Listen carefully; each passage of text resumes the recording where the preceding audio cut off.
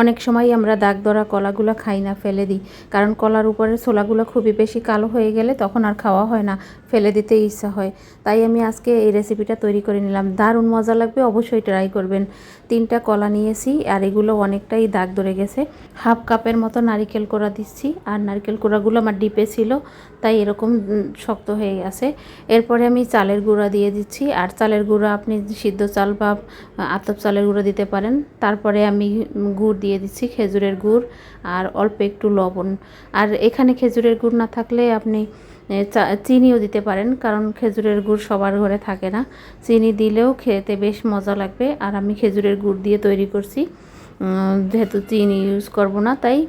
আর খুব ভালো করে মেখে নিচ্ছি এখন এগুলো। আর এখানে আরেকটা কথা, যদি চালের গুঁড়া না থাকে তাহলে আপনি আটা দিয়েও করতে পারেন বা ময়দা দিয়েও করতে পারেন, আপনার হাতের কাছে যেটা থাকে সেটা দিয়ে করতে পারেন, কিন্তু সেমভাবেই খুবই মজা হবে, অবশ্যই ট্রাই করে দেখবেন।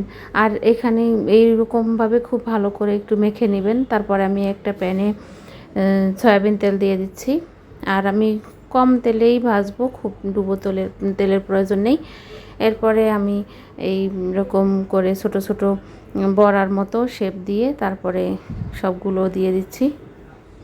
আর এই পর্যায়ে কিন্তু হাই ফ্লেমে রাখা যাবে না, চুলা মিডিয়াম লো ফ্লেমে রেখে আপনি এই পিঠাগুলো ভেজে নেবেন, না হলে ভিতরে কাঁচা থেকে যাবে, খেতে ভালো লাগবে না। মিডিয়াম লো ফ্লেমে আমি ভেজে উল্টিয়ে নেব।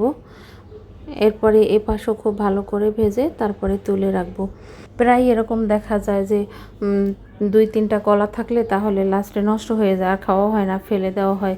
সেই সময় আপনি সেই কলা 2টা যদি তখনই আপনি সেই রকম পিঠা না বানিয়ে খেতে পারেন, তাহলে কলা 2টা ছিলিয়ে তারপরে আপনি ডিপ ফ্রিজেও রেখে দিতে পারেন। যখন আপনার এরকম কিছু একটা খেতে মন চাইবে তখন আপনি বের করে এই পিঠাটা বানিয়ে খেতে পারবেন, আর খুবই মজা হবে। অবশ্যই ট্রাই করে দেখবেন, আশা করি সবার ভীষণ ভালো লাগবে। আমি এই সিম্পল রেসিপিগুলো সবসময় দেওয়ার চেষ্টা করি, যারা সবসময় দেখেন তাদের সবাইকে অনেক অনেক ধন্যবাদ।